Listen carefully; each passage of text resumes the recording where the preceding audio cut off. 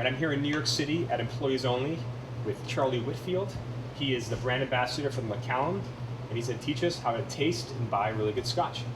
Charlie, I don't know anything about Scotch, and I would love it if you could kind of take me through how to pick a good Scotch, but also, first of all, how to drink it, what I'm looking for, you know, kind of what's the story I want to be thinking about when I'm drinking this stuff. The best way to do it, of course, is a bit of practical research. So what we have here, we have the Macallan Sherry Oak 12-year-old single malt Scotch whiskey.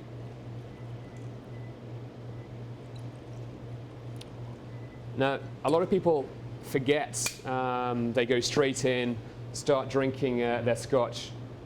Nosing the whiskey plays a huge part in actually understanding it. Your nose is actually your most powerful sensory organ in your body, so therefore it makes sense that you allow time to actually nose what's in that glass, because it's your nose that's actually picking out all those delicate and complex flavors and the style and aroma of your particular glass of single malt Scotch whiskey. It's not like nosing wine.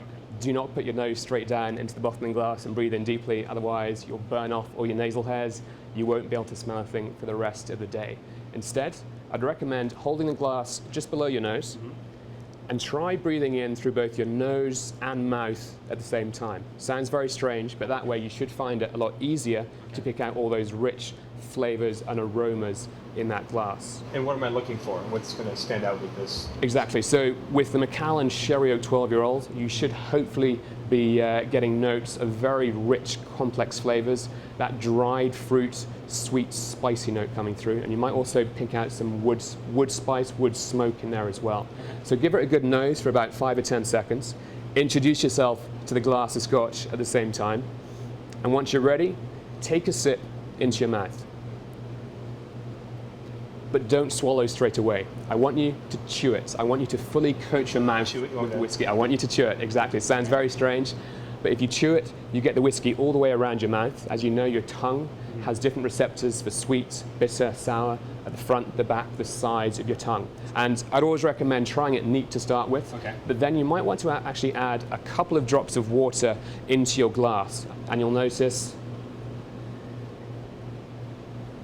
that it really opens up those flavors and aromas. You can actually see it, if you look closely at the glass, you can see it diffusing and unlocking those flavors and aromas. And for those people who enjoy having something unique in terms of ice in their glass, you might want to try the Macallan ice ball machine. What we have here, we have a big chunk of ice, which we get out of the freezer. We put it in the middle of that contraption there. All you do, we put it on top of that big chunk of ice. Copper conducts heat very well. So it's going to take in the ambient temperature and help melt that big chunk of ice in there. You can actually see it starting to melt. The water's been collected in the tray there. Copper is very heavy, so it's squeezing down and melting that ice cube at the same time. Inside there's a perfect spherical mold. So at the end, hopefully if we get this right, we'll come out with a perfect sphere of ice. Sphere of ice has much less surface area. So when you put it into a glass and pour Scotch over it, it's going to chill your Scotch, but not dilute it.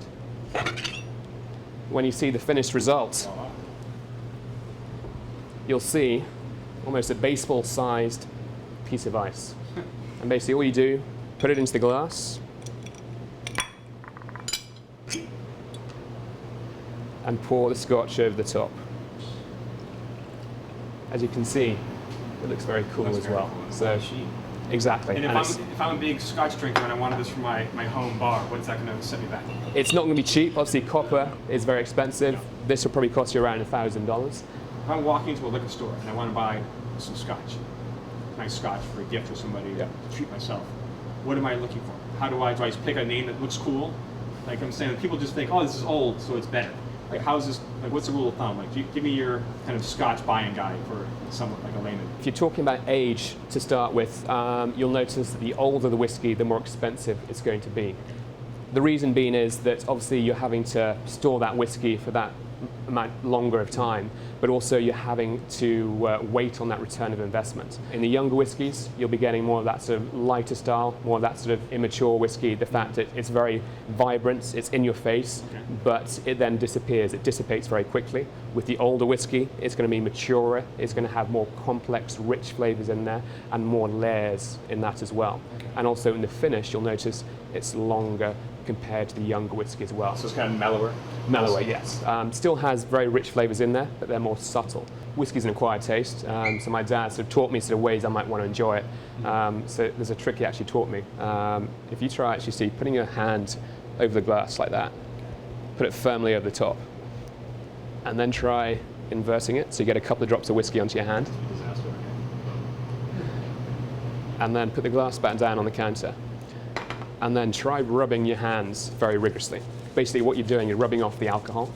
So after a good sort of 10, 15 seconds, if you smell your hands, you'll notice a very rich, oaky, fruity sort of flavor to your hands. This is basically whiskey deconstructed. Rather than listening to me suggesting flavors and aromas you should be enjoying, you can actually smell them on your hands for yourself. So it's a trick my dad first taught me all those years ago, and it's a trick I teach people. It's good to show your friends, but also if you understand those flavors, you can enjoy it that much more as well. And at the end of the day, whiskey is there to be enjoyed.